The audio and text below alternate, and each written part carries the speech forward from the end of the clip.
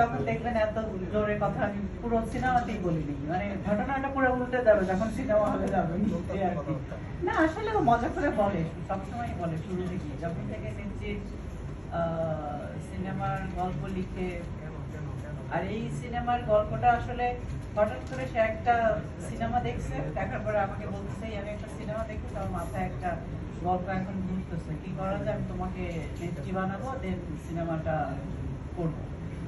দেখি এরপরে যখন দিল্লিতে যাবো তখন ওখানকার ডিরেক্টর বা যারা প্রোডাকশন হাউস আছে আর একটা পার্টনার পেলে দেন এটা আমরা শুরু করতে পারি। ঠিক আছে, করতে পারো। আসলে এটা মজা করেই বলে, তবে ইন্টার শুটিং এ আসলে